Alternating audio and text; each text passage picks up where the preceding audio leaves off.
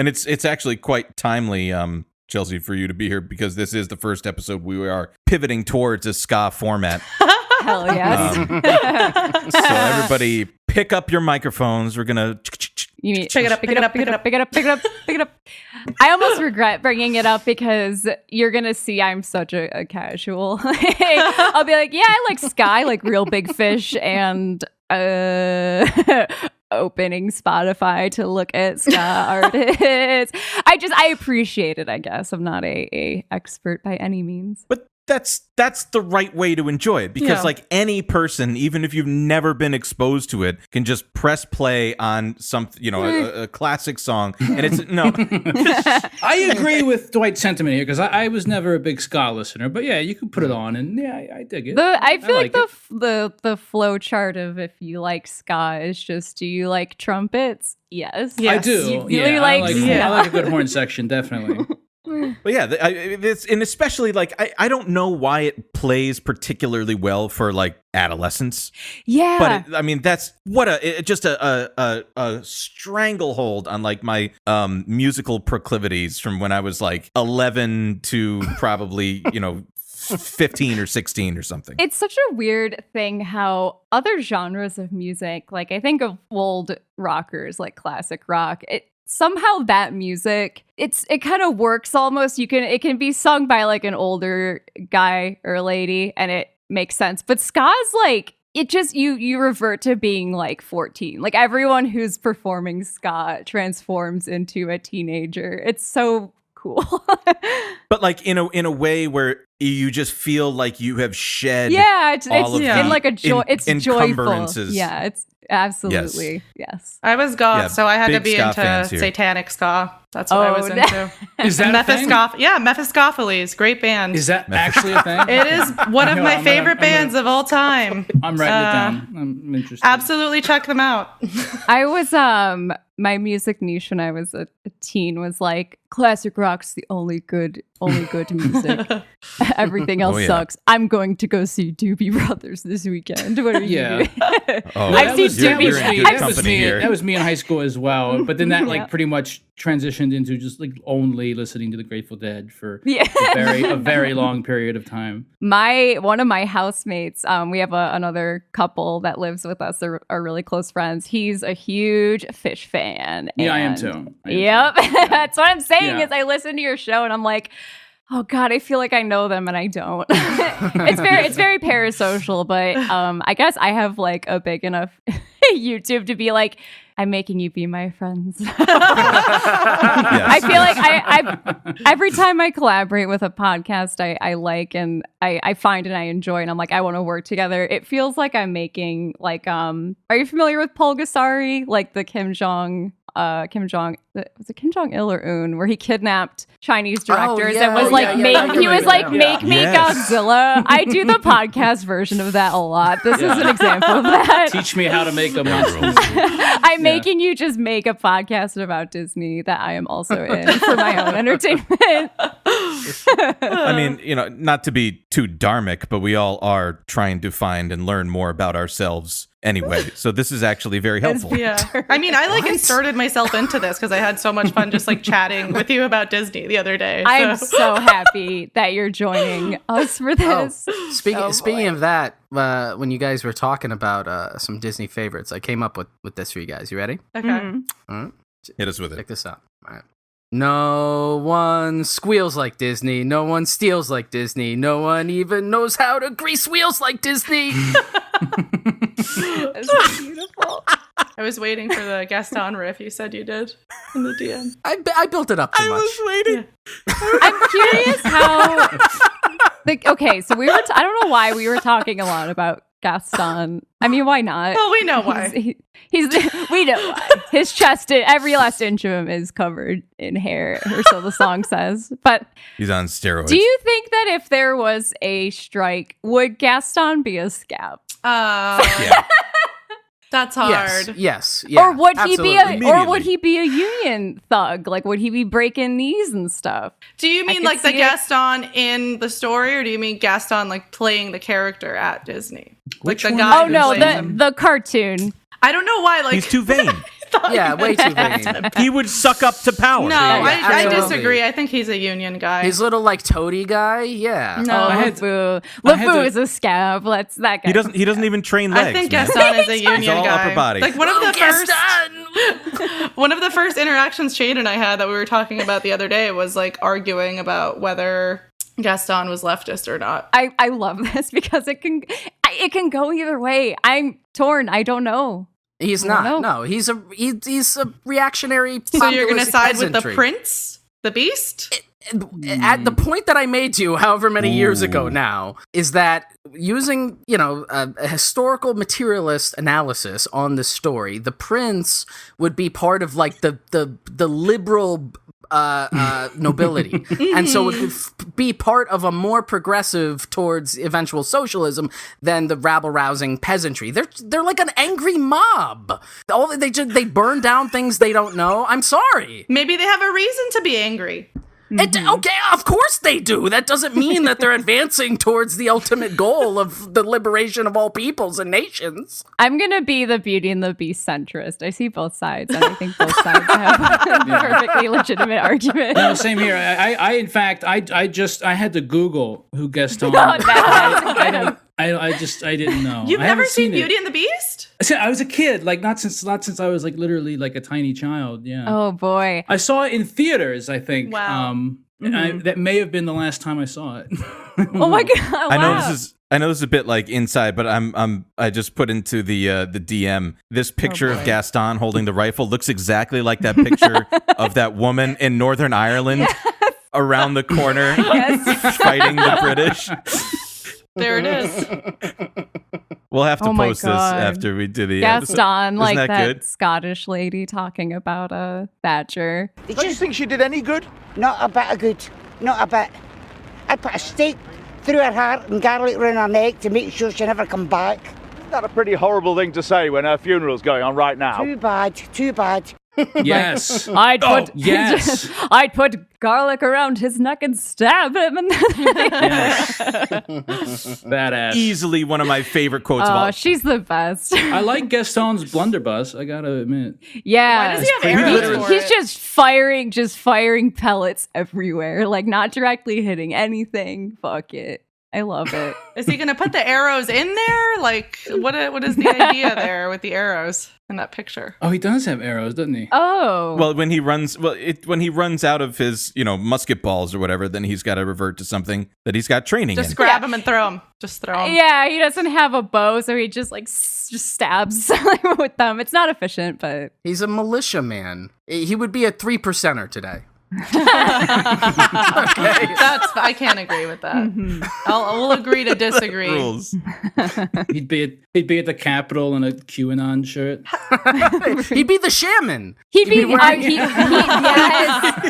I mean, that thing on the ground in front of him looks like what that dude's wearing. That It's is so the true. Q shaman outfit laying there in this. You're this turning still. against me I'll now. be damned. I'm all Holy alone I'll in be this.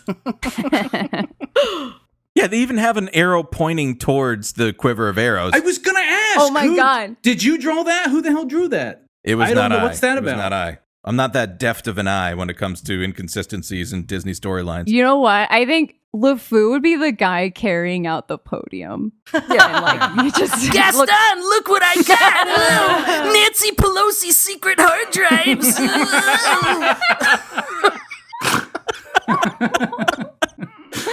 Oh man. I love it.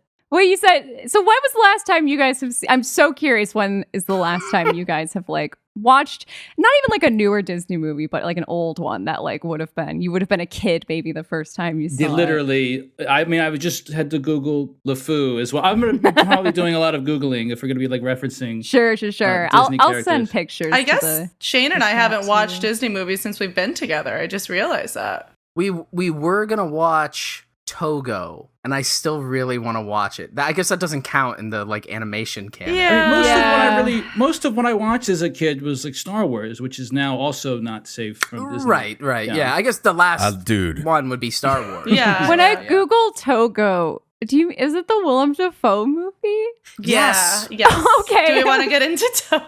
Oh, this is like I'll get okay. into All right, I'll do Togo. the condensed version. Condensed please, version. please. Is this the one where it's like Balto and Yes, shit? yes, Togo? yes, Okay, yes. sure. I agree. Balto. I'm also a Balto truther. I get it. Thank you. No, I understand the anger. Yeah, yeah. The only one I think that I would have seen any time recently, which I probably watched it on YouTube, which is my favorite Disney animated movie, which is Robin Hood. Yeah. Mostly for the music. I have like literally walked through the forest being like, yes. It's Johnny Mercer. Oh man, it's great stuff. That whistle stuff. Who is it? Johnny Mercer. Yeah. I recognize that song. Was that the song that was on that hamster dance It is. thing It's the in the late hamster 90s? dance. Yeah, That, that's Yes, what I it recognize was. it from. Fun fact. Jeez, these are real millennial.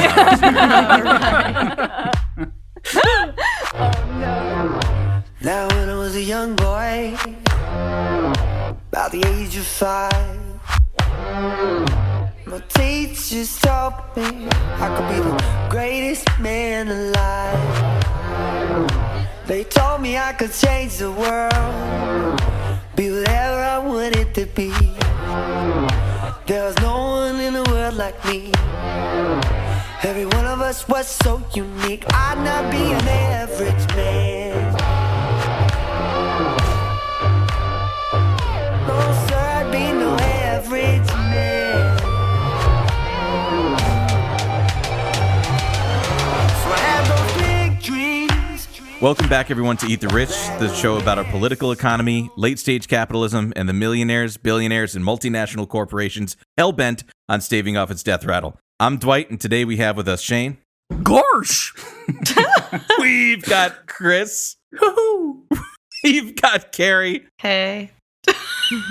and a good friend of the show joining us, the podcast host, half of Dead Meat YouTube channel, and an ardent Disney fan. Welcome, Chelsea Rebecca.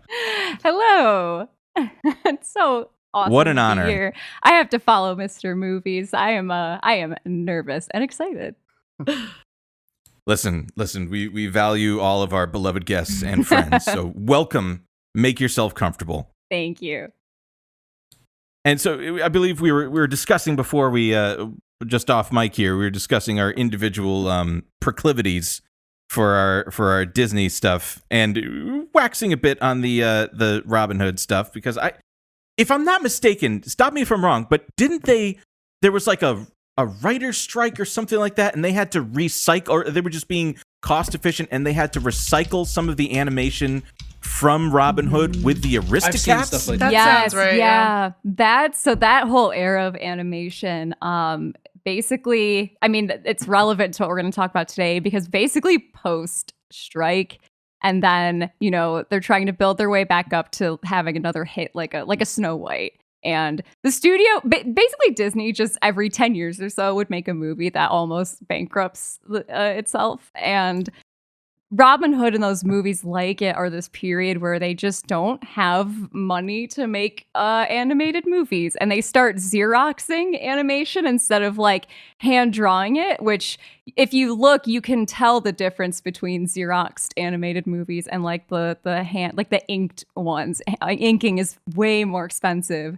And yeah, so also to cut costs, you got the Xerox, and then you've got, we'll just trace over animation. You can even see, I think the end of, even Beauty and the Beast, there's some traced, I might be wrong here. I think there's some traced animation from Sleeping Beauty. They do it a lot. It's actually kind of neat. The Disney studio has its own library where the animators can go and there's reference footage, and I sat and watched a documentary about like the footage that animators created that's like reference footage of water being animated, and it's very cool. But yeah, they basically, it's an Ouroboros of animation, that studio. Oh, that's so messed up. It's so I can't tell if it's like sad for the animators that would have like otherwise had the hours to like be able to actually do their craft, I just imagine some fat cat studio executive being like, "We're over budget." Yeah, I think what's like sad about it is like when you look at especially those earlier movies, as much as the push to make them is, I mean, Walt works as animators to the bone, like the working conditions, making stuff like Snow White and Pinocchio and Fantasia is like miserable. I mean, it's a factory, just, and the output is animation. But at the same time, it's like those later ones, it's sad realizing that it just lays even more bare the fact that this is a movie to make money. If it was truly an artistic endeavor, we would spend the time to animate the characters dancing instead of just tracing, we got to get this scene done, so let's trace this other thing. I don't know. There is something about those old ones where everything is ground up. That's why I asked how recently maybe some of you had seen these kind of golden age ones, because they are amazing to watch, and the ones where everything in them is truly made for that movie and not just from something else kind of plopped into a newer release. I was surprised to find out that one of those movies that was Pinocchio was one of those ones that was like a box office flop at the time. Yes. Really? I didn't know that. Yeah, until looking into this for this episode.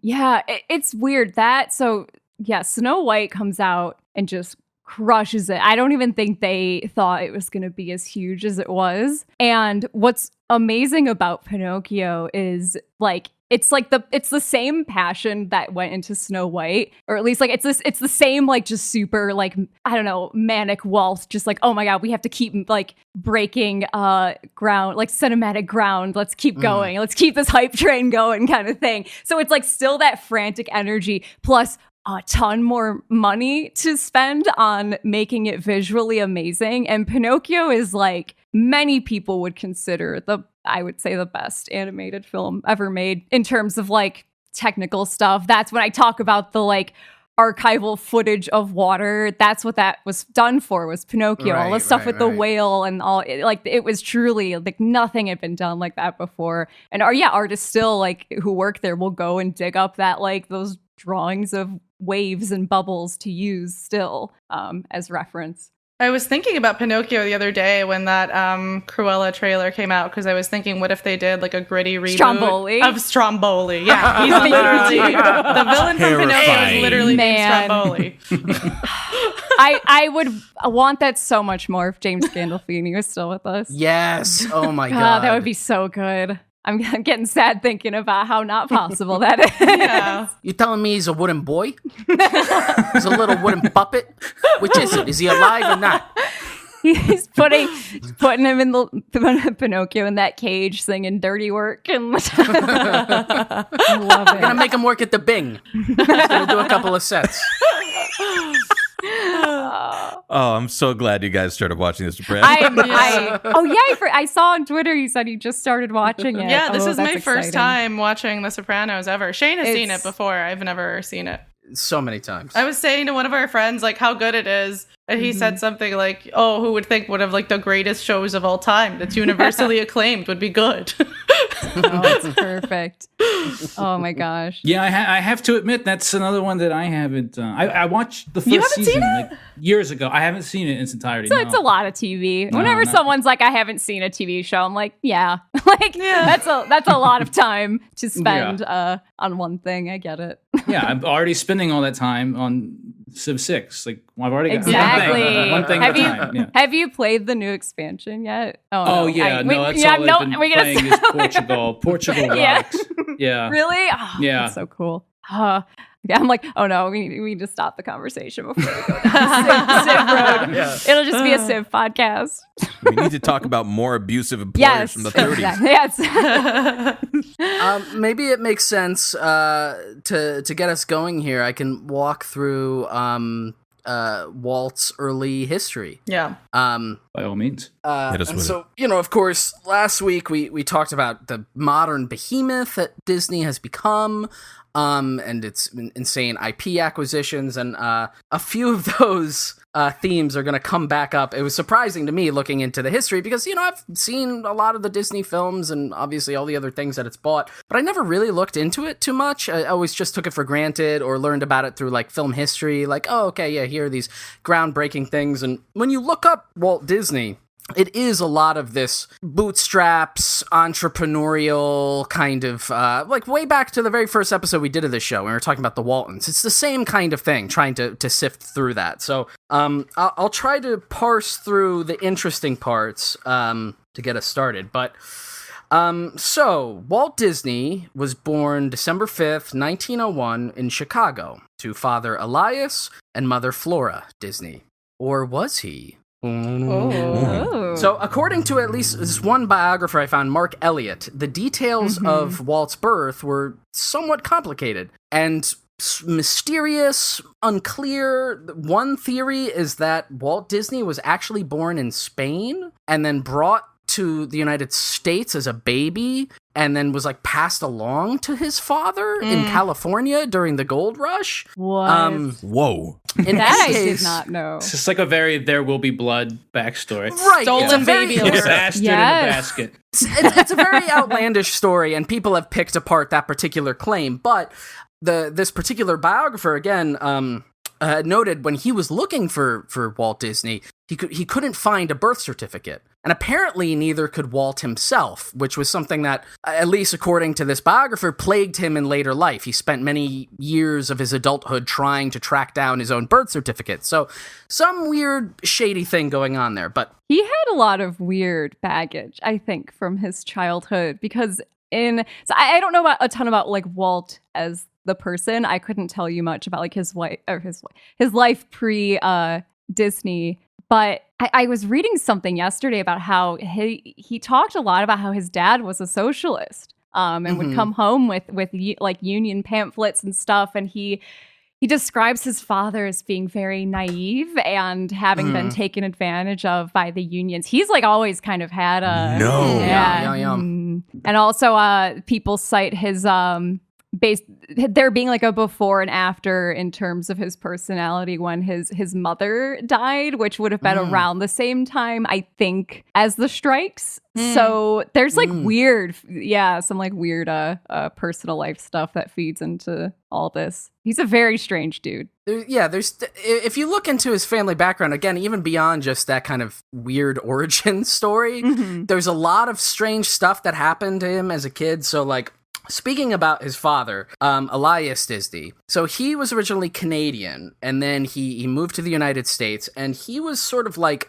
a labor entrepreneurial kind of failing businessman, basically, where he would kind of go from place to place and try to set up some new racket or get into some new line of work and never really quite make it out. And so by the time that Walt was born, or again, possibly abducted, stolen, whatever's the case, spirited away. His father was a house flipper working in Chicago, where he would buy up like rundown houses and do construction work on them and then sell them. So in 1906, when Walt was about 4 or 5, his father moved the family, which was 7. It was the husband and wife and the 5 kids. They moved them to Missouri, where he purchased some farm property, apparently due to fears about the rising criminality in the city. So you take that, whatever that means. Okay. So during this period, Elias was like bouncing around still and going from place to place, but the family itself was on the farm. By 1910, Elias got sick with typhoid and like a whole host of other weird things. So they picked up from where they were and they all moved to Kansas City, Missouri, which is where then Walt spent the rest of his adolescence. So in 1911, a year after they moved there, Elias, again the dad, bought 2 newspaper routes to the Kansas City Times and the Kansas City Star. Again, this was like his constant attempt to reinvent himself or get into a new line of business. But what this meant was that Walt, who at this time was 9 or 10, and his brother Roy had to wake up at 4:30 every morning to deliver the times on that route, and then right after school, they had to do the rounds for the Star, the other route. It's so normal. So, again, this is like maybe just like bootstraps, corporate propaganda about, from the time I was like a little kid, I was working, but also like that's psychotic, right? Yeah.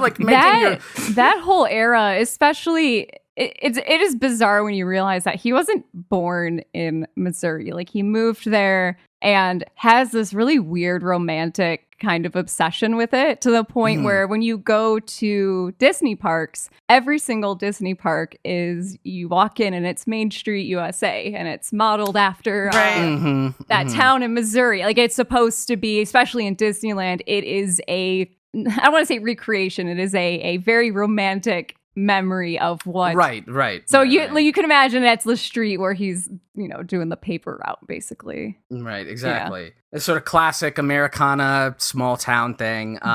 So then as Walt gets a little bit older, he starts taking art classes on the weekends, and by the time he hits high school in 1917, he's the cartoonist for the school newspaper. And at this point, he's drawing like patriotic cartoons, is what it said. So one can imagine it's, war propaganda, essentially. In 1917, he's so excited about the war that he tries to join the army, but he's denied because he's too young. He's probably like 16 around this time. So then he forges documents to say that he was older than he was, and ends up joining the Red Cross as an ambulance driver, because he's just like so jazzed about getting over to the trenches of the First World War, and he wants to make sure. And unfortunately for him, by the time that his Red Cross unit gets over there, the war is over. So he doesn't get to experience the fun of Passchendaele. Anyway, so then back to the States. When he comes back, he tries his hand at doing commercial art. So doing art for I think it was like theater programs and advertisements and stuff like that. And this is where he first meets Ub Iwerks. Yeah, Ub Iwerks. There you go. Yeah. Ub Iwerks. It's unfortunate. That's a whole life of people calling him Ub or Ub, or his name was originally Ube. Oh, was it? Yeah. But that's a weird thing, because I feel like names get changed. Like, so my last name is Rebecca, but it was Gagliotti before it was changed to a A. Yeah. The Italian representation on this podcast is very good, and I love it. Oh man, we really aim to please. I was dying the Italian Union characters from, I don't even remember what episode, but my dad is Italian and a Union dude, and I was like, oh boy, this is the best. I love it. It feels like home. We want you to feel like every one of your uncles are on here. Oh god. Actually though. But I feel like normally names get changed to make it easier for American brains to, I don't know, comprehend. But it doesn't help. Yeah, that's not a rolling off the tongue kind of name. But yeah. In any case, Ub will return in our story, but. At this point, again, they're both working at this commercial advertising agency, essentially. In 1920, they both get laid off, so they decide to go into business themselves, and they start their own company. That's not particularly successful either, and so to make side money, Walt leaves that company and starts working at a film advertising company. And this is where he starts to get into animation. And so he was doing shorts that were being shown in a theater, and so then he ended up starting another studio called Laugh-O-Grams. And that lasted from 1921 to 1923. And these were very short little animations that would, play in the theater, probably as before B pictures or whatever. And so there's a lot of this back and forth, and there's a lot of him going from one place, starting a new company, it kind of folding and not working. This is, again, he's in his early 20s, late teens. But the takeaway from this particular period, and why it's interesting, is that when he starts the Laugh-O-Gram studio, it immediately starts hemorrhaging money. Even though the shorts are successful, they're not making the returns that they want. And so Walt decides to make a longer piece of a short that would combine animation and live action. And so this ends up becoming the first iteration of Alice's Wonderland was the first thing I was going to say it's the Alice shorts. They're super weird. Like they're just I think they're so creepy. So the first one he makes, it's 12 minutes long, and again, it's a hybrid of animation and live action. By the time they actually make it, the company who was doing it through goes under. So now he ends up and he's got this weird short, and he's trying to figure out where he's going to go. And so the reason why this particular moment in his life I think is worth mentioning, especially in regards to what we discussed last week, is thinking in terms of like intellectual property, right? Which Disney ends up becoming so obsessed with. Every main moment of like Walt Disney's success is tangled up in essentially being some other idea, right? It's like taking things that were in the public domain or basically making knockoffs of existing like fairy tales and stuff like that, and then just packaging them in his new product. So you can make the argument about him having a technical skill or whatever, but it is just like IP theft before there is IP laws, which is so ironic considering where it ends up. So in any case, it's 1923 now. Walt's 21. He's got this weird Alice short that he's trying to sell. and this is when he moves to Hollywood. And he starts another company with his brother Roy, and this is called the Disney Brothers Studio. And this is the one that eventually then metastasizes into Walt Disney Studios. So he gets a contract, he's able to sell this one weird Alice short, and then he makes a whole bunch of them, like you were saying, Chelsea, right? They on a long-term basis, he gets contracted with this producer to just churn these out, and that's what his studio is doing. So a few years get passed by, again, he's in Hollywood. Around this time is also when he gets married. And things get interesting in 1927 when the contract for the Alice films ends. And so when that happens, he decides he wants to focus solely on animation and create his own character. So him and his friend Ub, who is now like an employee of his, come up with their own character called Oswald the Lucky Rabbit. And if you haven't seen him before, in fact, I'll drop a quick picture. Just imagine Mickey and like stretches ears out. Right. It's Mickey Mouse. It's literally. Right. Yeah. And it literally is just the first iteration of Mickey Mouse, which is, again, interesting when you see it. So it's like, so what happened? How did that play out? So that character was created in 1927. They start making these shorts with this character. In 1928, Walt wants to renegotiate the deal with the producer that he has. He wants more money for the Oswald shorts that they're making. The producer counters and says he actually wants to pay him less money. Classic Marxist economics, right? What are you going to do? Turns out, through this dispute, that Universal, which is the studio that the producer works for, owns the intellectual property rights to Oswald. So the producer throws this in Walt's face and is basically like, either you take the deal I'm giving you, or you can never make these Oswald rabbit cartoons again. And Disney refuses to back down. The studio takes the character away. It also pilfers most of his staff away, except for Ub, who sticks around. And they decide they're going to make a go of it. And so they are like, we have to make a new character. And would you believe it? It ends up looking almost entirely like the previous character, but just enough so that it's legally distinct. I love it. We love it. From the Oswald character. And of course, this is the origin of Mickey Mouse.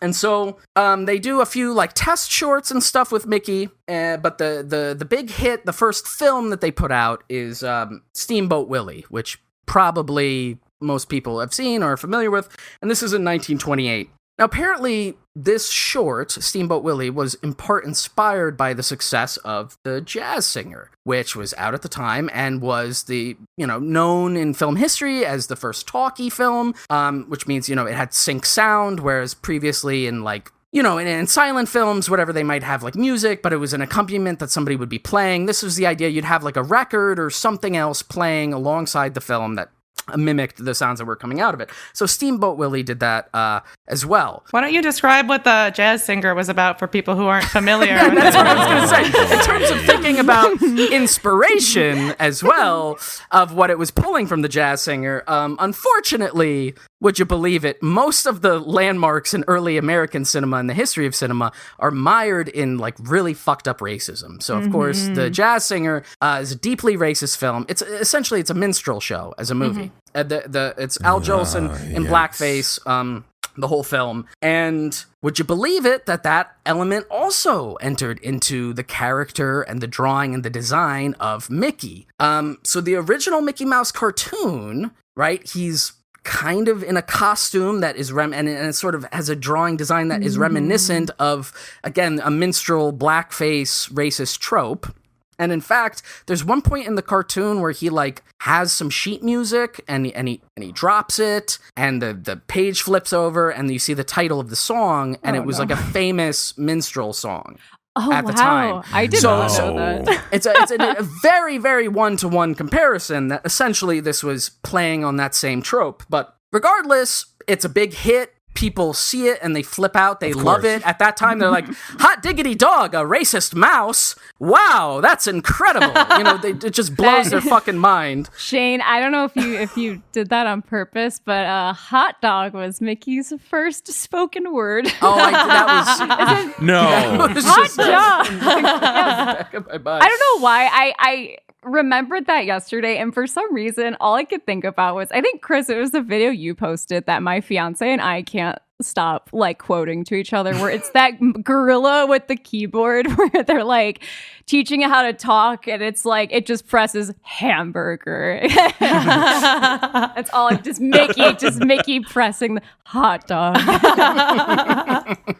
Oh God, you can cut that. That's so fucking stupid. That's all I can think of. It stays. I did want to throw one thing in here. I had to look it up to confirm the details of it before we get too far away from Oswald the Lucky Rabbit. We didn't talk about this, I don't think, last week with Bob Iger, but like this, and again, this is one of these like an example of the absurdity of these like just never-ending, intellectual property laws, the way it is now, the way that Disney's like made it be. But like one of the things that Bob Iger did when he took over Disney was like get the rights back to Oswald the Lucky Rabbit. I remember this like completely like, who gives a shit? No, it's not like they're not gonna make an Oswald the Lucky Rabbit movie or something. But he actually, because Universal Studios that like now owns NBC still had the intellectual property, still had the rights to Oswald the Lucky Rabbit, and so Bob Iger traded Al Michaels, the sports broadcaster, from ABC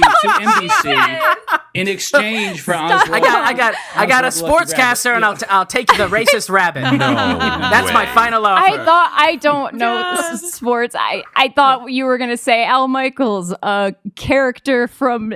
No, that's a real person. A real person. Yeah. You can't just do that, Bob. No. Oh my God, that's so fucked. And like the reason too that they acquire shit like Oswald and why they make it a thing is because of Disney adults. Like it's because Disney adults know. Sure, because somebody's gonna know. Yes, that and they're gonna want to. Yeah. They're the pass holder who's gonna like wait 5 hours on a Saturday to buy the like limited run of Oswald ears. And I was about to say that. Yeah, you're right. Actually, now that I think about it, that is one of the things I read is that they are selling. Mm-hmm. They did start selling Oswald the Lucky Rabbit merchandise at Disney World and Disneyland. Mm-hmm. Yeah. I have a picture with Oswald. You can meet him. It's cool. Next time I go, I'll ask about it. What was his name? Al Michaels. Al Michaels. Yeah, I'll be like, Al Michaels sends his regards. That's right before you stab him in the back.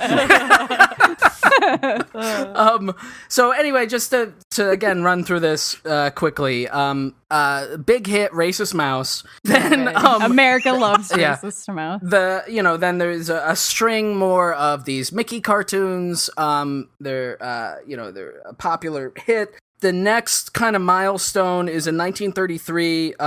They do a Three Little Pigs film, which like wins an Oscar, I believe, and so kind of puts them on the the map of like not just kind of commercial success, but maybe like critical success. But similarly, again, think about the theming here, right? It's like Alice in Wonderland. You're taking that from somewhere else. Right. Racist Mouse. You don't have to be a genius to put that together. And then the Three Little Pigs, right? It's just taking these old tropes. So that's 1933, and then after that is when Walt decides like, okay, we're gonna go for something bigger. And so in 1934 they start production on Snow White and the Seven Dwarfs, which you had mentioned before, And this is like, it takes 4 years for them to put it together. It's a massive budget, this big, ambitious project. I think it's the first animated feature, right? I did the math yesterday because I know I love the inflation calculator. I'm literally looking at it right now. It was about 30 million, I think, in today's money. I have it down here somewhere, but yeah, really, really expensive. No one knows the exact amount. It's kind of like varies, but back then it was between like 1.5 and 1.7, I think, which is insane. Like that's so much money. He has to mortgage his house and to keep financing the picture. It's everybody says, oh, this is not going to work. It's a big flop, whatever, blah blah blah. And of course, it comes out and it's a huge, massive, critical success. I think the original run it made $8 million in the box office, and I if you want to run that through the inflation calculator and see what that would be today, but.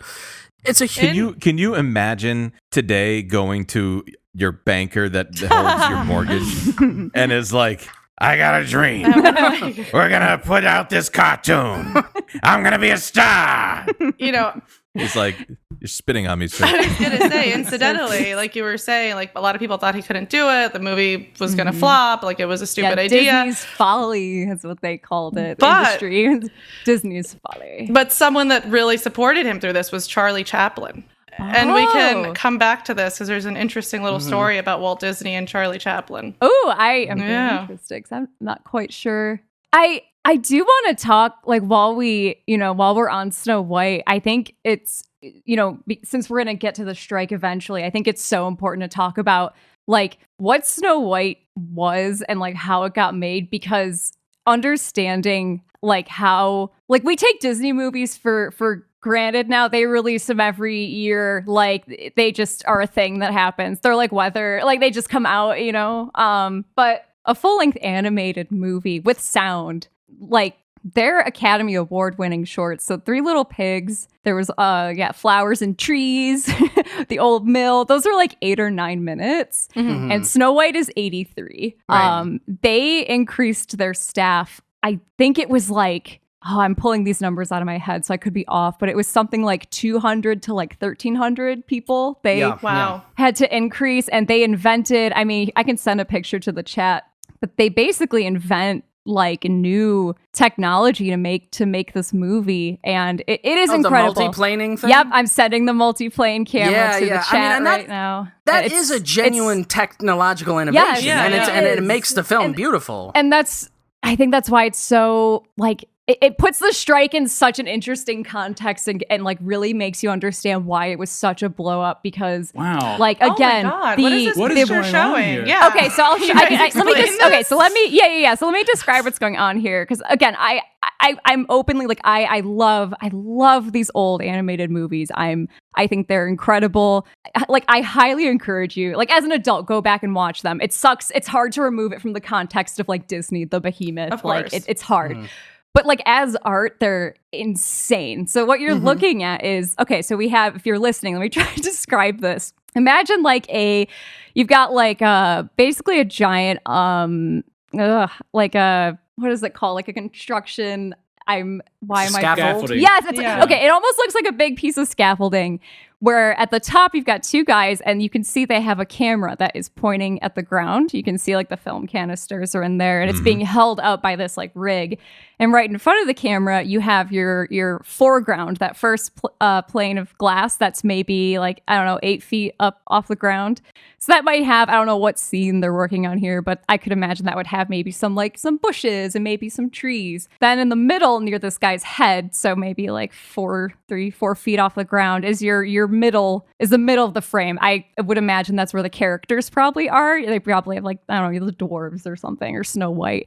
And then on the bottom, you can see these guys sitting on the ground, and this is where the guy who's like sitting in a chair, he has his hands down at this like bottom frame. That's the background. So when you watch Snow White, and Pinocchio makes like even crazier use of this too, which is why Pinocchio is so expensive. Like, you're watching these moving pieces of glass with these individually done cells. Like, it's not like they say, like, animation, every frame is a drawing, but it's more like every frame is like a bunch of different drawings all sandwiched on top of each other and, like, spaced apart just so to create depth.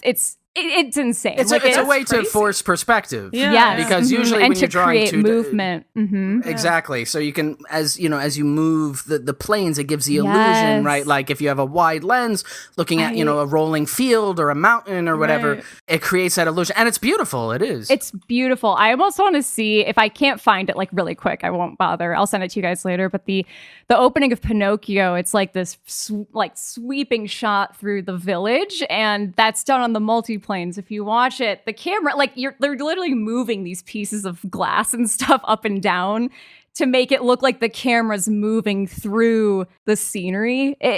I'm like vividly picturing that right now because I've seen Pinocchio so many times. I know exactly what you're talking about. Let me see. Yeah, I don't know if I can't find it like easily. Then of course YouTube give me ads. But that's crazy. I didn't picture that because Shane, you were talking about this earlier, and I didn't picture this at all. What we're seeing in this image with like all these multiple people working at like this scaffolding with like all these levels of glass. Yeah, and it's this person just put the opening credit. Okay, I'll send it to you guys later. I can't find it easily. But Chelsea, like you were saying, I think it's important to note that this is the moment where the studio really does explode, right? In terms of just size and sheer workforce, right? This is where, and then the success of this film is what drives, this becoming, because it's like it stays in theaters. It's a huge, massive hit. They re-release it every few years. That actually, Snow White was technically the first movie I saw in theaters. I saw it when I was a kid too. Yeah, it was the first movie. Yeah. It's also it's kind of like it gets lumped in with Wizard of Oz, where it's like people associate it with Christmas because it just got released around Christmas constantly. So in fact, like I am obsessed with A Christmas Story, just the movie, and like in the beginning of that, there's like they're looking at the display of toys for Christmas, and there's a big Gremlins? Snow White thing. Yes, Gremlins. There's like a big Snow White and her 7 gremlins. Keep Snow White in Christmas. Oh, I think I found it. Okay, I'll send it so you guys can just take a quick look and see. I mean, it's really, when you know what you're looking at, it's like it's nuts. And the people who, so I guess this will go into like what starts creating the conditions for one of the most insane strikes of all time.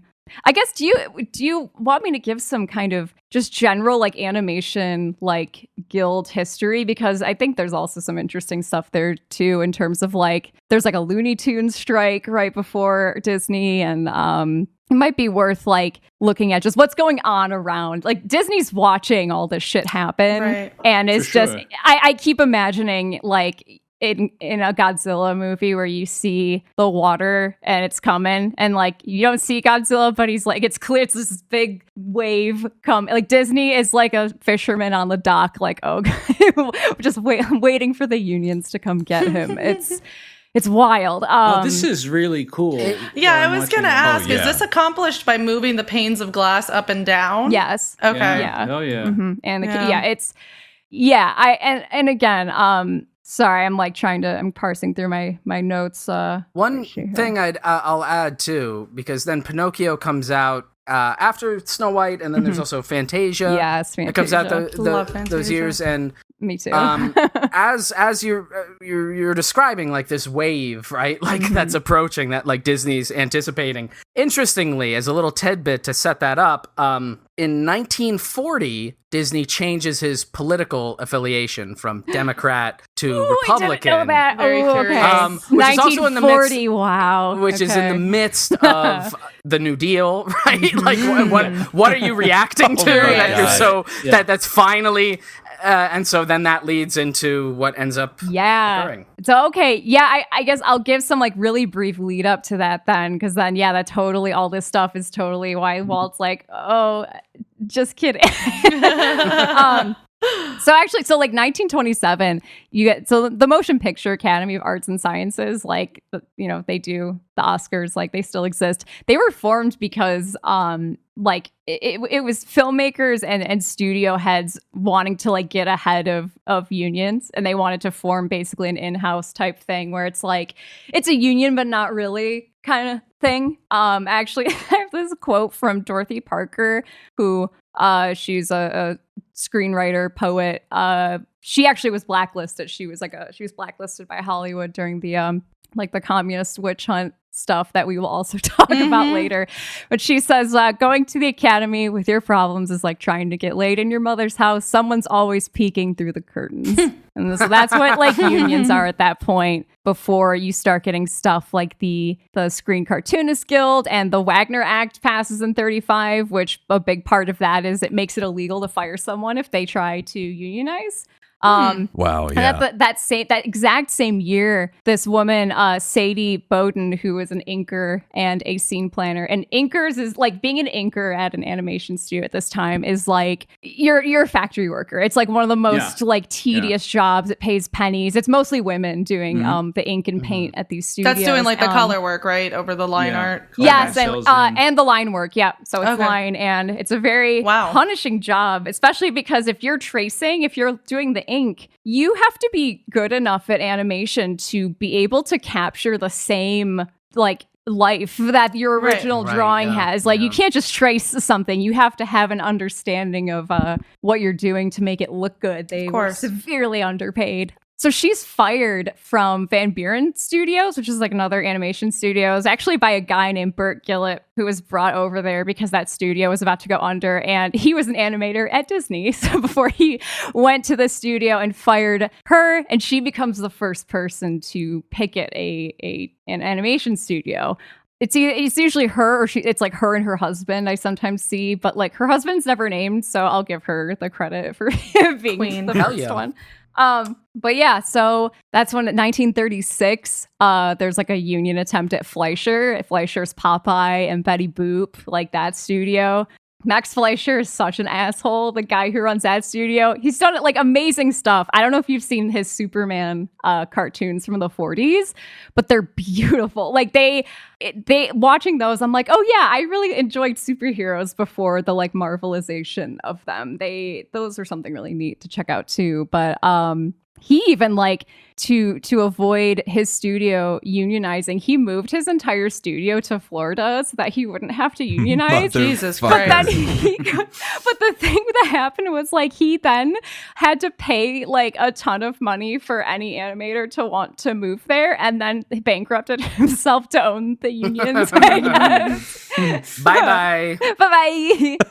So but there's strikes there. Paramount steps in and makes them unionize. And that's like the first union contract. So yeah. Then that same year. So after Fleischer like moves to Florida, all this shit happens.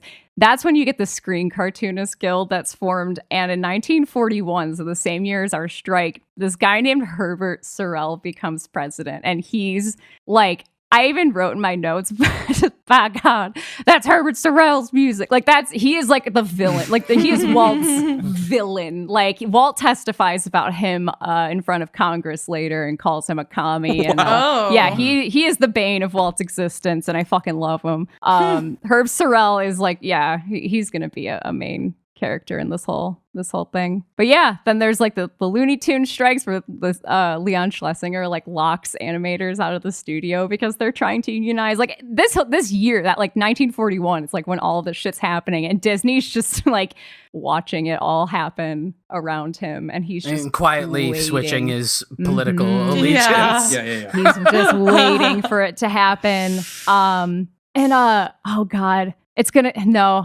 I was messaging you guys earlier about Sergei Eisenstein and his Disney fandom, but it seems a bit out of that might take us on like such a tangent. So I might not. I might save that for later if we even get to it. Actually, can I read? I have an article from 1938. Like I found a contemporary article. Yes. Yeah. This is I love this. Yes, shit. I love it so much because it's so revealing. And so this is when he's working on Snow White would have just come out. Because Snow White was 37? I think it was 37, yeah. Yeah. So basically, this Screen Cartoonist Guild, I don't have the exact numbers offhand, but like their membership numbers, like pre-Disney, it was like a few hundred people, I think. And I think it was like if they unionized Disney, that number would go up to like 800 something. It would add hundreds and hundreds and hundreds of people. And basically it determines whether or not animation is a union job now, because Disney is just the big one. It's make or break. And Walt knows it. All the animators know it. It's coming. And yeah, so let me read this article. You're gonna this is fun. I was reading this and just like steam coming out of my ears. It's the most folksy bullshit ever. And this is from 1938. It's an interview with Walt, or not interview with Walt. This is like a piece about Walt from American Cinematographer. So it's today, however, he's the head of the industry's most unique major studio, a plant where over 300 men and women labor enthusiastically to transform fantasy into tangible technicolor that can be viewed on the world's screens, a plant where the most delicate fairy tale fantasy is joined to the intricate slide rule mathematics of cinematic engineering, a plant where, above all, each of the 300 workers functions like an extension of Walt's hands and minds. It's Walt's doing it, you guys. It's like we were talking about earlier, right? Where everything is his successes are all, they're not really his. They're kind of other, right. Yes, yeah. Despite this huge force, the Disney studio is essentially a one-man organization. Every detail passes in some fashion through his hands, and every decision, no matter how small, receives his personal attention. I do believe that. I think he was a workaholic. He is like a Vince McMahon almost, where Vince McMahon, my fiance and I are wrestling fans, and Vince McMahon, apparently, if he will not make you do a stunt that he will not do, and he's a workaholic. But I didn't know that. Yeah, there's a video of him from like 2 weeks ago doing like this fall that's like 12 feet high that someone else was too scared to do, and he was like, I could do it, I'm 73, you're fine. He reminds me of that, where like he also is a hard worker, but I don't think he understands that like not everyone wants to fucking live like that, right? Yeah. So not that there is anything stuffily formal about it. It is a simple and natural tribute to the man whose genius is inevitably the inspiration of everything done by his coworkers. Disney's intimate contact with every detail of his studio's work may partly explain why none of his hundreds of employees would ever dream of addressing him or referring to him by the formal title of Mr. For a Disney worker to call his chief anything but Walt would be as inconceivable as an ordinary studio employee addressing his boss as Daryl or Louie. In passing, it may be mentioned that there is no such thing as a time clock in the Disney studio. If Walt, yeah, get ready. Here we go. No, do you want it? Here, I'm gonna make your head just like pop off. Are you ready? If Walt has his way, there will never be one, for he and his associates work, not for paychecks or profits, but because they believe in what they're doing and because they love it. Oh, they're a family. That's not how jobs work. Yeah. That's not what a job is. So this is and again, don't forget that that's contemporary. That comes out in 38. So like Walt's reading all this stuff that's like, hell yeah, I'm awesome. Everyone loves working for me. I'm Uncle Walt. Everyone's here because it's fun, right? We're all having a good time. We're doing it for the love of art and animation.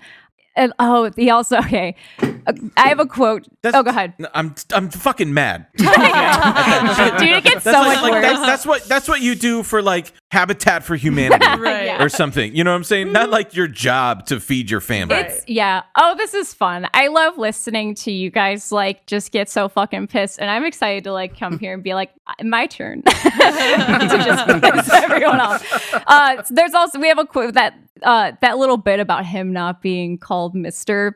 There's a related quote from Walt where he clarifies the only Mr. we have at the studio is our lawyer, Mr. Lessing. Oh, fuck Here off, comes dude. Mr. Lessing. He's our other villain, I guess, of this episode. You know what this reminds me of? It's the same like corporate family bullshit speak Yes. that you hear now with yeah. like, you love your job and hey, Right. We're all just friends, we're a family, we're all part of the same team. I'm not really your boss. Think of me as more of a pal who controls whether or not your family eats. We don't need any sort of outside agitators like a union that only cares about They're money. not part of the like family. They're a business. All they want is money. Unlike us, Exactly. your family. Now make the racist mouse. Yeah, now make that dance. racist mouse. Make it extra racist. Hot dog. Make the mouse say. Make the mouse say hot dog. It's so funny that Mickey's like the opposite of Milkshake Doug. It's like, this is a racist mouse. America loves racist mouse. Oh, he also loves milkshake. All right, so. Yeah, this lawyer, Gunther Lessing, I mentioned in our group chat earlier that this story goes weird places. We've got the mob showing up at one point because the mob is also, there's unions like IATSE, which still exists as an entertainment union, but at this point it's like a mob operation where the whole thing isn't to like, they don't really care about enriching employees. It's more like guy who runs mob or guy who runs this mob union gets rich and nothing else really changes for anyone. But so we have Gunther Lessing, who he's Disney's studio lawyer. And prior to Disney, he worked as a lawyer. I swear, it always just ends up like Nazis just show up in every episode of this. It's like Nazis are the KKK. Shane's face just lit up. Yeah. No, I was Shane shot forward in his chair. hoping we would get to this. Yeah, he's the weirdest fucking dude, and I want to know more about him. I couldn't find like a ton about him actually. He worked as a lawyer for the Mutual Film Corporation right at the same time. Like he was brought on at the same time that studio signed D.W. Griffith to make Birth of a Nation. Oh my God. But then he also was Pancho Villa's lawyer. So wow. I did read about this guy. Who can say? I play Dungeons and Dragons, and I sometimes struggle to like describe what like a neutral alignment is. And this guy just seems like he just just does stuff. Like I don't even know if he has an ideology. He's just doing stuff. But so around this time, Gunther Lessing gets approached by one of the coolest dudes in all of animation, guy that I'm so excited to talk about on a leftist podcast because I think he's underrated in terms of like a leftist hero. He is I adore him. Art Babbitt. Yes. He friend of the working man, just cool dude, and he's Goofy's dad. I call him that. He created Goofy. He came up with the character. He came up with like Goofy's person. Like he's Goofy's dad. Like and he animated the Queen in Snow White, and he animated Geppetto in Pinocchio. He's Disney's top paid animator. He makes a ton of money. He's extremely talented. So Art approaches the studio lawyer and is like, hey, we should form some kind of union for the employees. Like everyone else is unionizing, and we should form a union that protects our employees before we accidentally get involved with the mob, because that's a thing right now too. And so Gunther helps Art create the Federation of Screen Cartoonists and is like, dude, this is definitely a union. Like, don't worry about it. It's totally going to be just like a union. Also, make sure to get as many employees in this as you can. This is definitely totally about protecting you and not keeping you from joining an actual independent union. Don't worry about it. But it's a house union. It does nothing. That's when you get Snow White's release. Ton of money coming in. Everyone knows it. All the employees know that it's making bank. Disney builds a new studio in Burbank, which is where Disney is now, Disney Studios. They build a gym at their studio that costs, I think it was $100 a week to use. So no one could afford to use it except for Wait, like what is that in today dollars? That's a good question, Oh, actually. shit. Yeah, please. What year was this? This would have been. 38. Let me see when they built the new. I think it was 38 or 39. That's Yeah. an insane amount of money. 1939. That's $7,400 a month. Oh my God. Jesus. That's It's $1,900 a week. That's God. Are the barbells made of gold? Right. That's a lot of racist mice you gotta draw. They also this new studio. And I'm sorry, but did anybody work out before like 1976 too? Shit. It's like Charles Atlas and no one else. Yeah, it was like those Like, big, well- those big like pyramid-shaped barbell. Yeah. They have like the white tank top and the mustache. Yeah. I figured you just like go to your doctor and he's like, I'm gonna write you a prescription for filters. Yeah. here's some cocaine. That's it. Have you considered joining a war? Yeah. So Gotta work out in war. The doctor is smoking as well at the same time. God. Smoke Lucky Strike. So yeah, at this same time, so like, yeah, okay, there's all this money's coming in, and like to reiterate, like they even have like a very visible kind of class divide at the studio, because you even have like the animate, like the top guys, like the quote unquote 9 old men, or what they call Walt's kind of like group of his top boys. They get carpet, and all of the ink and painters and below the line people get linoleum. Just little things where it's like, can you imagine the smell of that carpet? Dude, it just there's a with the cigarettes. Yes. And coffee you would just and leave bourbon. like footprints in it. There'd be so much ash and ink. God. There's one of my favorite bits of Disney trivia is if you go to a Disney park, and there's often pictures of like, there's like a Walt telling a construction worker to put, and it'll be pictures of Walt like pointing at something, or his hand is up. All of those pictures have cigarettes photoshopped out of them. So there's all these pictures where it's Walt going like this. And they all have, that's why he always has 2 fingers up in every picture. So That's funny. It's the funniest shit ever. I love it. It's also, I think, the source of the kind of urban legend that cast members at the parks, if you work at the parks, you have to point with 2 fingers. And it's kind of like an apocryphal thing where people are like, oh, it's because Walt, it's the thing like Walt always had. But it's apparently in some cultures, just the 1 finger is very offensive. So that's like a thing that you just do. So they all point with 2 fingers. I'll be damned. Yeah. But, I wish it was because of the photoshopped Walt cigarettes. We can pretend so it much is. funnier. Yeah, exactly. I have this quote from Maurice Noble. He was an animator. So he wasn't even like an inker or anything, but I forget what this is from, but he says, Walt just couldn't understand why people couldn't live on $13 a week. And yet I've talked with guys, they had 5 guys living all in one little old shack. It's like the fucking dwarves at Snow White, to make ends meet and doing your own cooking and everything. They'd have 1 automobile so they could go back and forth to the studio. They were living hand to mouth. I was painting backgrounds and working there and working my ass off. And yet I was walking to the studio. I guess he couldn't afford a car or anything. And that's $1,000. That's $1,000 a month in today's dollars. Insane. Yeah. Like, this is why we need labor movements. Mm-hmm. Like, are you shitting me? Yeah. There's this quote too. It's an article, I think, from Vogue about the inkers, the women who all worked kind of below the line. They, during Snow White, it was not at all unusual to see the girls, quote unquote, as Walt paternalistically referred to them, thin and exhausted, collapsed on the lawn in the ladies' lounge or even under their desk. I'll be so thankful when Snow White is finished and I can live like a human again. This animated Ray, I don't have her first name. Jesus wrote Christ, after she wrote this, I think, in her diary or something after she recorded 85 hours in a week.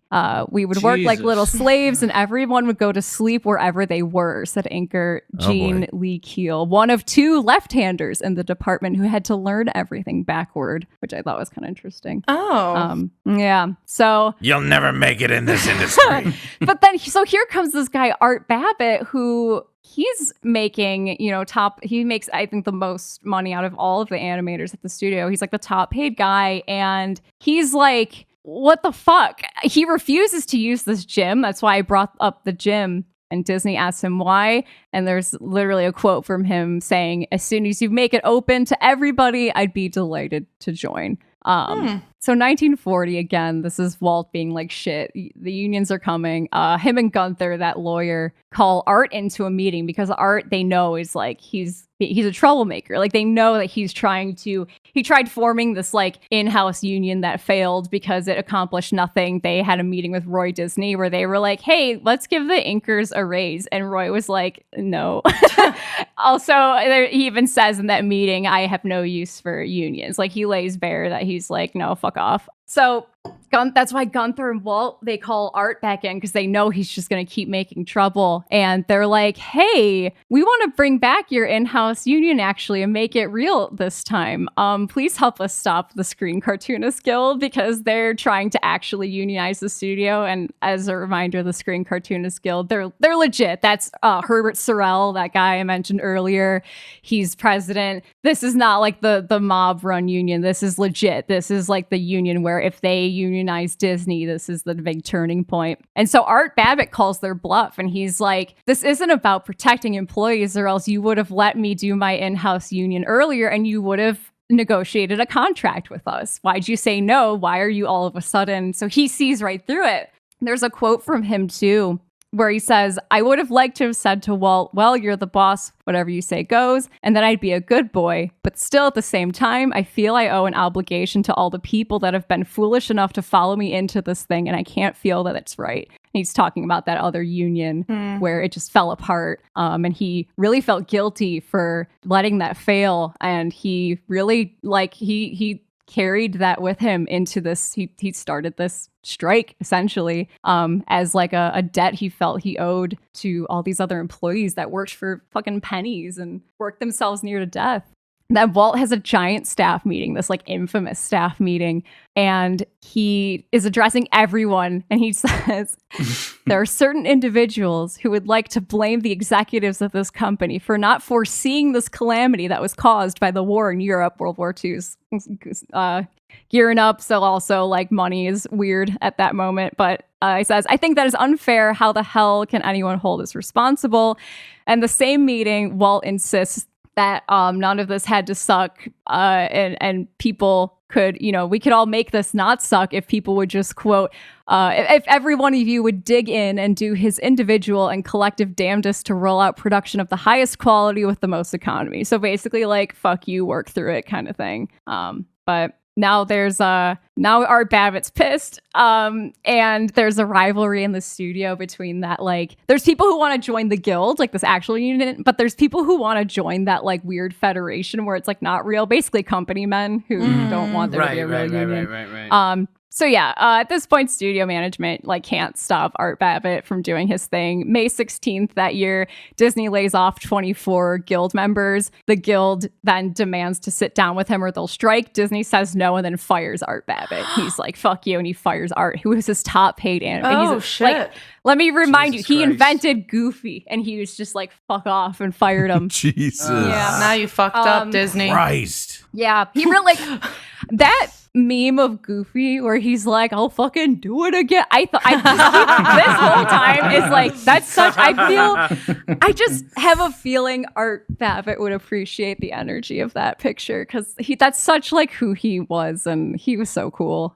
So that night, they vote to strike. The next morning, 300 artists show up at the studio. They're picketing. Hell The yeah. signage is amazing. It's animators on strike. yeah, exactly. It's so good. They even have a fucking like rat as their main character to work with. It's perfect. It's like, it's so cool. They have there's video of this giant cutout they make. 'Cause one of their movies was The Reluctant Dragon, and they made a giant dragon where the head They're is all Walt. carrying it, yeah. Yeah, the Reluctant. Badass. Yeah. That's so It's so cool. fucking cool.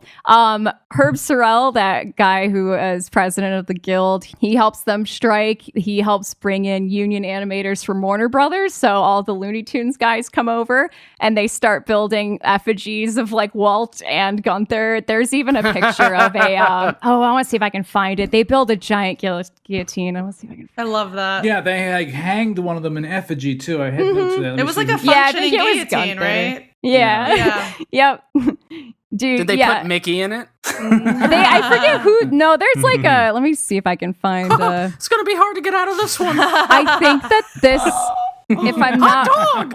hot dog. If I'm not mistaken, I think this picture is supposed to be Gunther Lessig. Hold on. I would love to actually, real quick, just add a little bit more context to like this whole scene, like what's going on, especially with like Walt Disney himself, because like you mentioned that he like around the same time period, like switched his party affiliation from Democrat to Republican. But like, we mentioned Nazis earlier. Speaking of Nazis, I did just want to mention one thing real quick. I'm reading from this article here, another thing about another thing from Art Babbitt, a little bit about what else Walt Disney was getting into in the late 30s. I'm reading here. Famed Disney animator Art Babbitt, who worked closely with Disney, once claimed, as quoted in Peter Kapnistos' book Hitler's Doubles, that, quote, in the immediate years before we entered the war, there was a small but fiercely loyal, I suppose legal, following of the Nazi Party. There were open meetings. He's talking about the Bund, the German-American Bund, the American Nazi Party. There were open meetings and anybody could attend, and I wanted to see what was going on myself. On more than one occasion, I observed Walt Disney and Gunther Lessing there, along with a lot of prominent Nazi-afflicted Hollywood personalities. Disney was going to these meetings all the time. Disney also personally hosted Nazi filmmaker Leni Riefenstahl when she came to promote the film Olympia in 1938, a month after the infamous assault. This is like a month after Kristallnacht. He hasn't invaded Poland yet, but I mean, Kristallnacht has happened. You know, he's got the Rhineland and the Sudetenland. Like this, right? This is like serious shit. And it says Disney gave the propagandist a grand tour of his studio, and Riefenstahl even commented that it was, quote, gratifying to learn how thoroughly proper Americans distanced themselves from the smear campaigns of the Jews. Oh my God, that's fair. dude. Isn't that nice? A little bit more about, a little bit more context. Where was that from? It's a Paste article called Walt the Quasi-Nazi, The Fascist History of Disney is Still Influencing American Life. It's good. It's a pretty good article because it goes into like a little bit more like the sort of the, how he set up, Disneyland and Disney World as this sort of like company towns and like sort of this like very weird, like kind of sort of fascist utopian idea of like the Epcot, town that he had and all that sort of stuff. So I don't mean to be inflammatory here, but also not good. Not good, folks. Art Babbitt was Jewish. Yeah. An agitator. Well, he actually there was this article that I can send it to you guys. It was a really cool piece about Art Babbitt and his life, mostly about the strike, but that I do want to read the end of it because it feels relevant. In 2007, 15 years after Babbitt died, Walt's nephew, Roy E. Disney, inducted Babbitt into the company's creative pantheon by honoring him as a Disney legend. Roy noted that right up until his death, Babbitt kept the photo of the Snow White animation team, carefully labeling each person. And by his own face, Babbitt had written the troublemaker. I love him so much. He's awesome. such a cool fucking guy. And I mean, so during the strike too, like Art almost got in a physical fight with Walt in the parking lot. Like it was, I kind of wish it happened. It would have been cool. It was broken up before it did. There's from that same article, except for a handful of allies, only the boss himself remained sitting in his car and tipping his hat at the strikers in the style of President Roosevelt. Out of the crowd rushed the tall, steely-eyed strike leader. Art Babbitt shouted at his boss and former pal, "Walt Disney, you ought to be ashamed of yourself." Disney scrambled from the vehicle, fists clenched, calling Babbitt a dirty son of a bitch. The crowd came between the two of them, half booing, half cheering. Shit. Yeah, the cops come. FDR sends a mediator in too, because apparently like there's rumors that like the mob is going to show up to quote unquote help. So that's when Roosevelt's like, yeah, let's make this stop now before this gets based Antifa Art Babbitt. Yeah, I mean, it is kind of nuts that you look at other strikes around the same time that it is kind of amazing that this one didn't get violent. It was very close to getting violent. Another article I have about Herbert Sorrell, when a rumor circulated that paid goons were coming to beat up the strikers, Sorrell sent a gang of Lockheed aircraft mechanics with monkey wrenches to guard the tents of the striking animators, which were pitched on land across from the Disney studio. Turned out to be a rumor. No damage was done, but yeah, so that's it's like the potential for violence was there the entire time. It was like so precarious and very close. Especially, I mean, it's like the case with any strike, right? Where it's all of a sudden, maybe there's people at the studio who don't really feel a certain way either way. And all of a sudden they're in this position where they have friends on both sides of it who now hate them depending on what, it's, that's what happens. That's what a strike is. It'd be like that. I found another pretty interesting thing here. So in July 1941, like at the height of the strike, Walt Disney placed an ad in the Hollywood trade papers as like a message, like an open letter or whatever, like to his striking workers. And I'm like reading from it here. He says, "To my employees on strike, I believe you are entitled to know why you are not working today. I offered your leaders the following terms: all employees to be reinstated to former positions, no discrimination, recognition of your union, closed shop, 50% retroactive pay for the time on strike, something without precedent in the American labor movement, increase in wages to make yours the highest salary scale in the cartoon industry, 2 weeks vacation with pay. I believe you have been misled and misinformed about the real issues underlying the strike at the studio. I am positively convinced that communist agitation, leadership, and activities have brought about this strike and has persuaded you to reject this fair and equitable settlement. I address you in this manner because I have no other means of reaching you. Yeah. There it is. By the way, that beeping was on my end. I think I saw someone. I thought I saw Dwight wondering where it was. I thought I was in the fucking. I thought it was a fire alarm. in Cuba. It's the stupidest thing of all time. It's this old, I think, like a Casio watch that we don't remember where it came from. I don't know whose it is, but my fiance and I have had it in our various homes for like the 10 years we've been together, and it goes off every day at this exact same time. We can't figure out how to get it to stop, and at this point it's just like a thing that we keep it. I don't know why. It's tradition. It's so stupid. I knew the sound. That's a Casio F91W right there. For a while it was going off, and we didn't know where it was. Like, we couldn't find it for a couple years. We would hear it, and it's like the sound in our apartment would just carry in a way that we couldn't like figure out where the fuck it was. So it's like this weird little member of our family that we keep around. And it's like, yeah, it's tradition. That's the watch that Al Qaeda used. So, by the way, I have to say, I've been eyeing the Ouija board behind me this entire time, and I just noticed that it's the Waluigi board. Yeah. Oh, that's good. That's really good.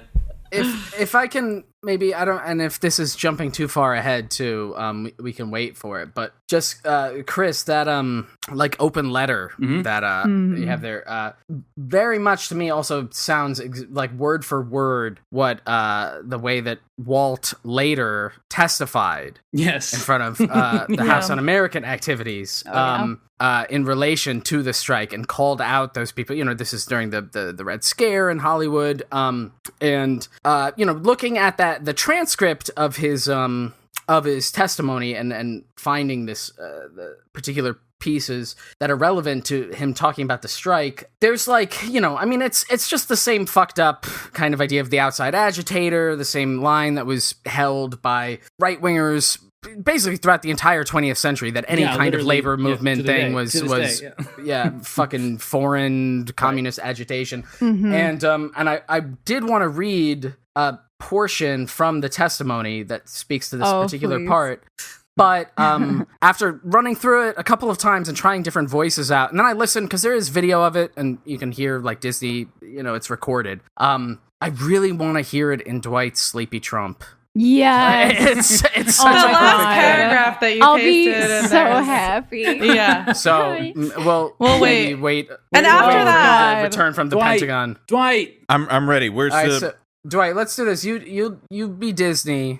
I'll be John McDowell. You be Disney. The chair. And let me hear your best Sleepy Trump in this. This is what I mean by this is like me making a Pulgasari. I'm like, yes, good. Do this. Do it. So I'm Disney here. Yeah, yep. WD. Yeah. All right. Let me get this back here. All right. He said he would make a dust bowl out of my plant if he chose to. I told him I would have to go that way. Sorry that he might be able to do all that, but I would have to stand on that. The result was that he struck. I believed at the time that Mr. Sorrell was a communist because of all the things I had heard and seen his name appearing on a number of commie front things. When he pulled the strike, the first to smear me and put me on an unfair list were all the commie front organizations. I can't remember them all. They change so often. But one that is clear in my mind is the League of Women Shoppers, the People's World, the Daily Worker, and the PM Magazine in New York. They smeared me. No one came to find out what the true facts of the thing were, and I even went through some of the same smear in South America, through some commie periodicals in South America, And generally throughout the world, all the commie groups began smear campaigns against me and my pictures. In what fashion was that smear, Mr. Disney? What type of smear? Well, they distorted everything. They lied. There was no way you could ever counteract anything that they did in front of the theaters. And they called my plant a sweatshop, and that's not true. Anybody in Hollywood could prove it otherwise. They claimed things that were not true at all, and there was no way you could fight it back. It was not a labor problem at all, because, I've never had labor trouble, and I think I would be backed up by anyone in Hollywood. I love you, Dwight.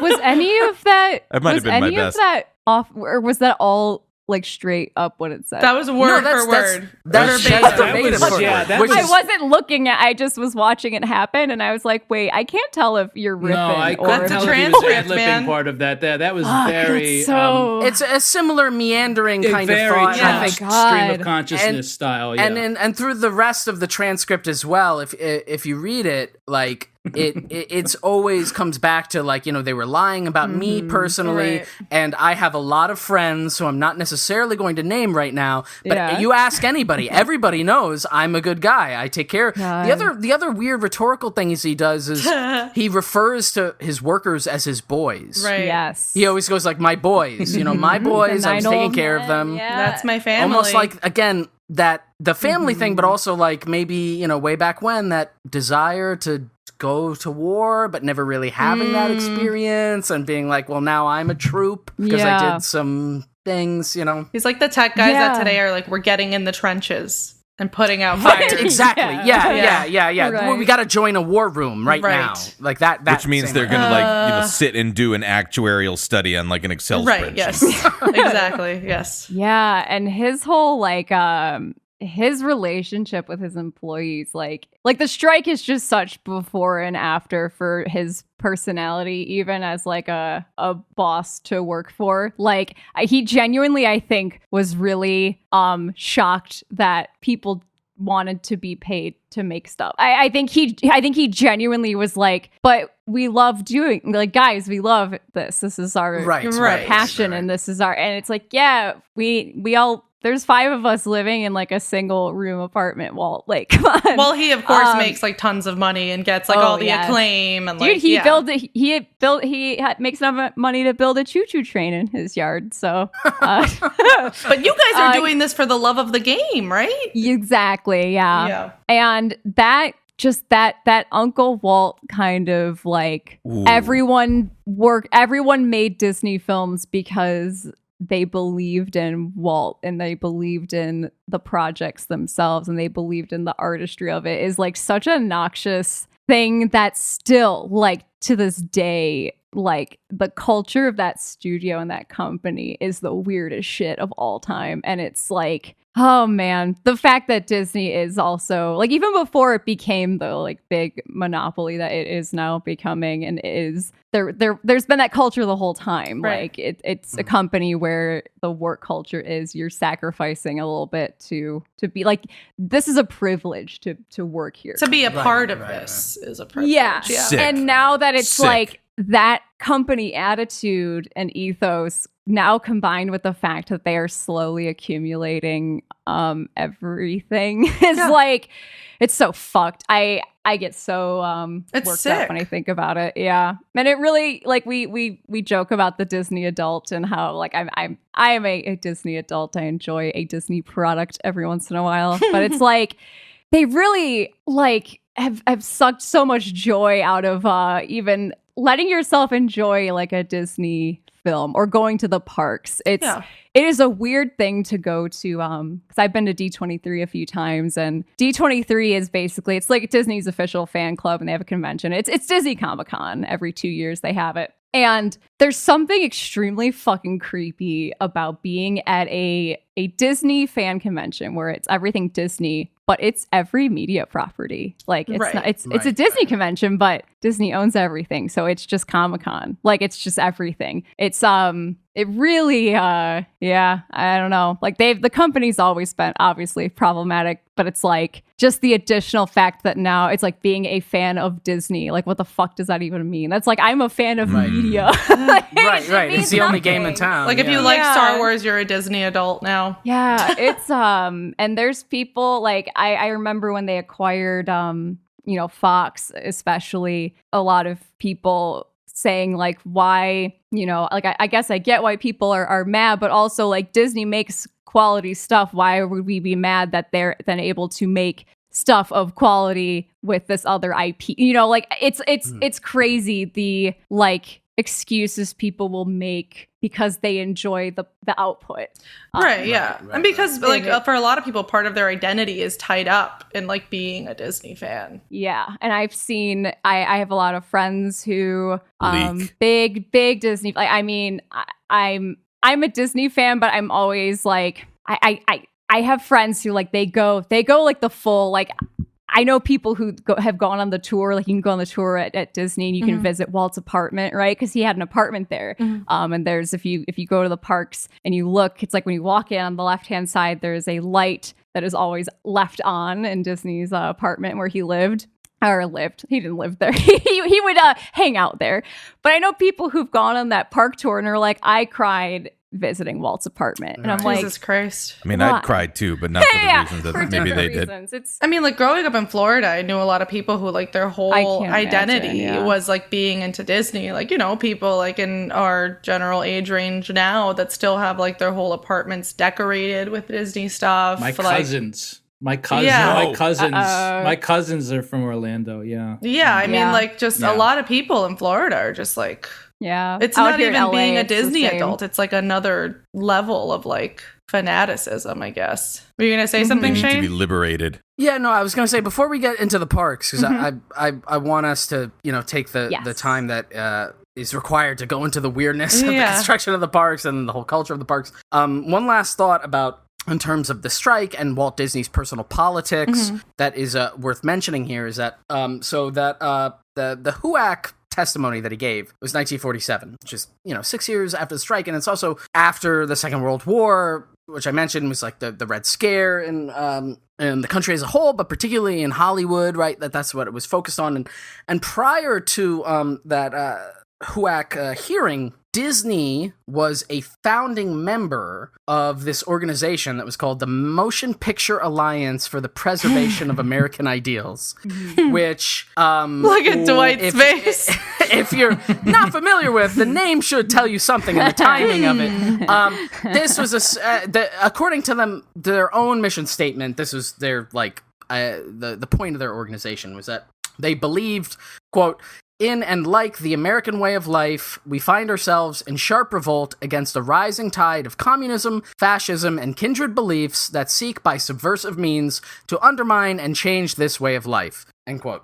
Now, of course, it's funny that they throw fascism in there. Obviously, fascism is the big bad guy because of the Second World War. Many critics have made the argument that the Motion Picture Alliance for the Preservation of American Ideals was itself fascist, and I will count myself among them. It was a fascist organization filled with like intense reactionaries, and it was also the reemergence of this idea that probably in the United States, one of the founding moments of it, that communist infiltrators are trying to push their agenda through media, and we have to root out all of the left-wing people in the film industry, and what that ultimately meant was cracking down on unions. And just to give you again a sense of what this organization stood for, other founding members included John Wayne, who was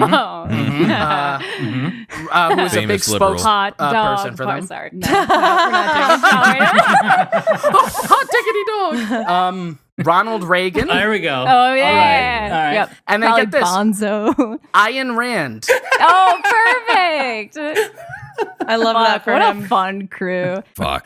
Wow. And so then after being part of this organization, he goes into HUAC and he points fingers, as we talked about, like Sorrell, but a bunch of other people who are, union lefties of some shade or another in the film and animation industry in Hollywood, and, says they're all communists, and essentially is getting them onto the blacklist, right? Because that's the next move that happens. And here's where we maybe come back to, as you mentioned, Carrie, way back when we were talking about the first little Mickey Mouse cartoons, his relationship with Charlie Chaplin.